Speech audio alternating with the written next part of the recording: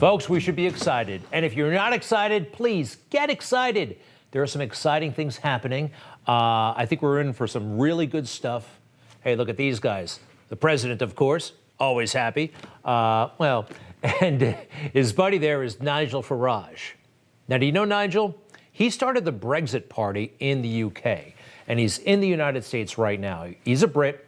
Sometimes it takes an outsider to put things together for us. And he's had some highs and lows in politics. And the way he put what's happening in America right now and what could happen in the days and years to come, well, I think he's onto something big time. Listen to this.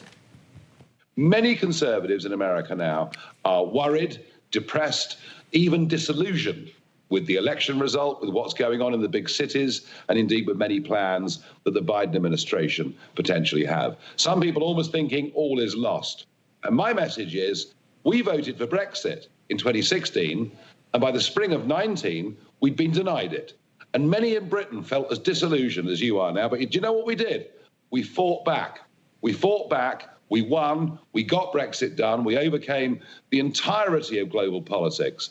And if we could have won from our position, I'm damn certain that America can win. I'm damn certain that the midterms coming up, if people start to get positive and focus on them, it could be a huge victory. Nigel dropped by last week. He was on the show, and his comments really stayed with me.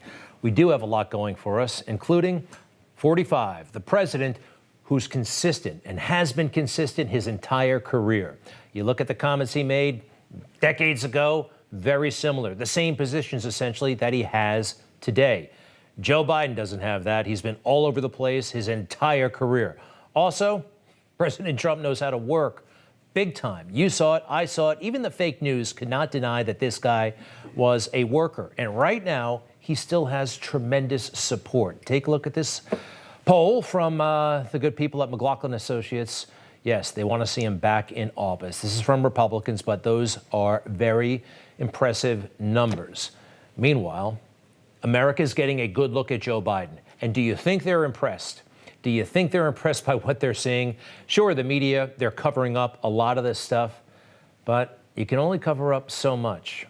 He's got problems. And we can all see that he's not doing what he promised he would do back when he was campaigning. Remember the promises? That I plan on uniting the country, bringing Democrats and Republicans together. I'll work with Democrats and Republicans. I'll work as hard for those who don't support me as for those who do. I do not see America in terms of red and blue. Bringing the country together, that's the job of a president.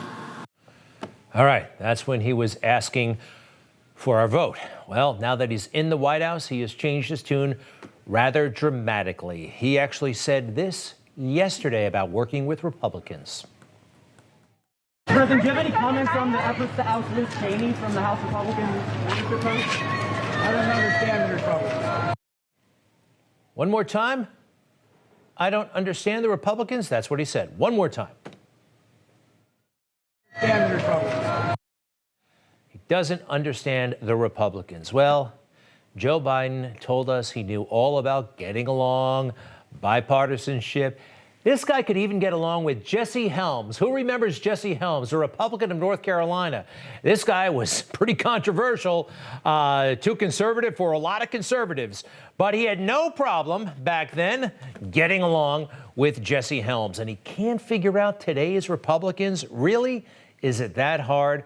He clearly is violating his #1 promise that he would bring us together. See, there he is. No problem getting along with Jesse Helms. So, on the big things and the small things, he deceived us. He didn't deceive me, didn't deceive you, but he deceived a lot of people in this country. Again, even on the little things. They run when they could walk, race up steps when others take it slow.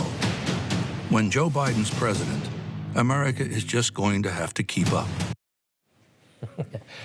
Can we see Joe Biden race up those steps one more time? This is the one thing I've been telling Joe, please don't do this anymore. Take it slow. Take it slow. Media can only cover up for you so much. So Joe is not bringing us together. He's actually lying about us, exaggerating so many things that are wrong or not true, like the threat from white supremacy. I call it the white supremacy hoax. Now, they were really pushing this big time when they thought it helped their side. Remember the unfortunate mass shooting in Atlanta about 6 weeks ago? And there's the suspected gunman in custody right now. Many of the victims were Asian. I believe 2 were white. But it did not stop Joe and Kamala from running to Atlanta and making the case that the existential threat to America was white people with hate in their hearts. Attacks on some of the most vulnerable people in our nation, the elderly, low-wage workers, and women. In fact, Asian American women suffered twice as many incidents of harassment and violence as Asian American men. We're learning again what we've always known. Words have consequences. This is a very cheap and obvious way to try to blame Trump for everything. Even this horrible incident that had nothing to do with politics. Young man was twisted and lost and did the worst evil thing. But even law enforcement said that was not a hate crime. But still, they have a narrative to push, and they've been pushing it since the campaign and really into overdrive now. White supremacy is terrorism. White supremacists. The white supremacy. White supremacists. White supremacy. One of the greatest threats to our national security is domestic terrorism, manifested by white supremacists. It's a problem with this. As you know, it's not true. White supremacy it's not serious. No one takes it seriously. It's not a thing. It's reprehensible, but it's not a force in America. It isn't. You know this country. You know it better than Joe Biden and Kamala Harris. They're pushing this for political reasons, and they got a great big partner in the media. I also want to point out that black and brown people are also standing in solidarity with the AAPI community. Here's what Shonda Rhimes tweeted. Hashtags are nice, but actions save lives. Okay, they're talking about the Asian American Pacific Islander community, the Asian community. Shonda Rhimes, Hollywood heavyweight, big-time producer, Scandal, I think, and a bunch of other hit shows. But you know what? They're not talking about this that much anymore. That was in the aftermath of Atlanta, where the suspect was white. Well, now we are seeing an increase in anti-Asian crimes, but the assailants are often people of color, African American often. This is in New York. You'll see an African American woman attack these 2 Asian people. This is very unfortunate, very tough to take, but it's true, and it's happening. It also reflects why there's less media interest. It's happened in Baltimore this week. Take a look at this. A man attacked 2 Asian women in a liquor store, a brutal attack. That is a local story to be sure, but again, it's interesting that the national media is losing interest. Take a look at the suspect. Unfortunately, they did capture somebody, apprehend a person. This is really happening, but it doesn't seem to concern law enforcement, at least at the national level. Here's a way to judge what the FBI, what they value, what they're concerned about. I'm going to go to their Twitter page right now. This is the FBI homepage. There's FBI headquarters.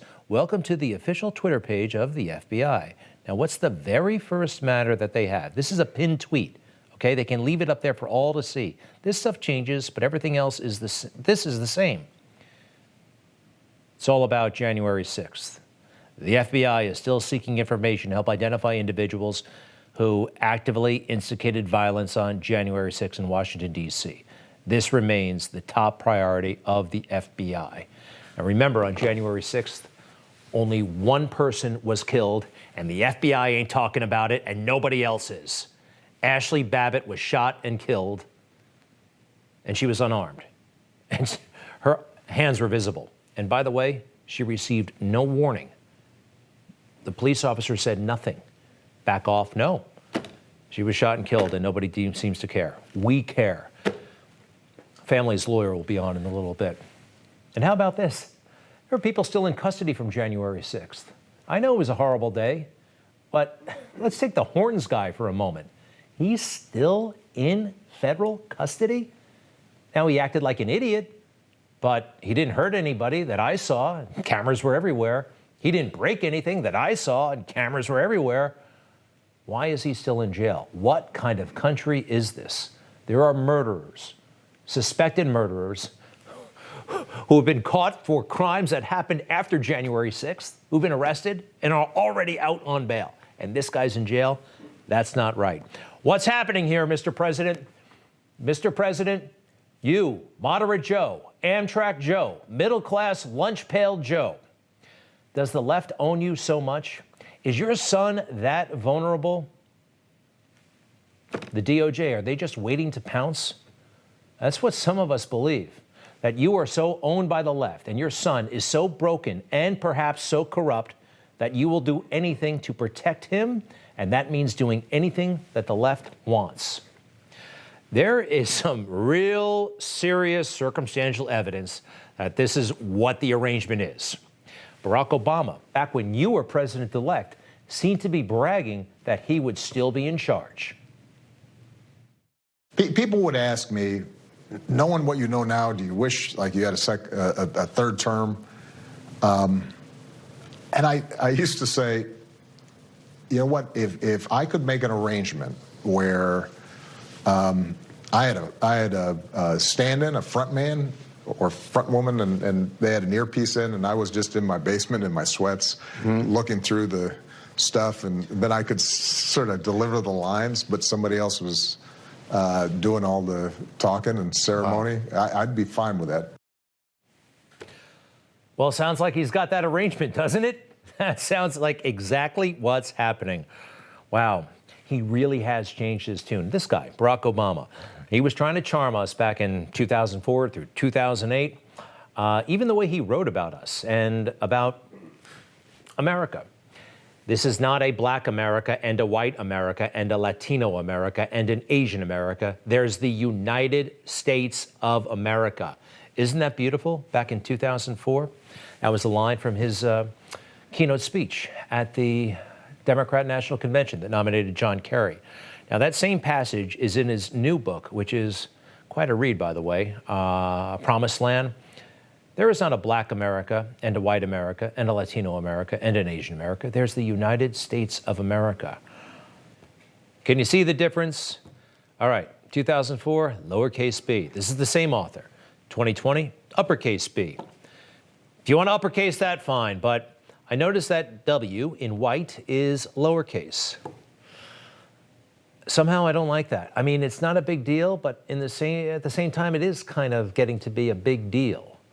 And some of us are feeling, or not supposed to feel all that because we might not look like that.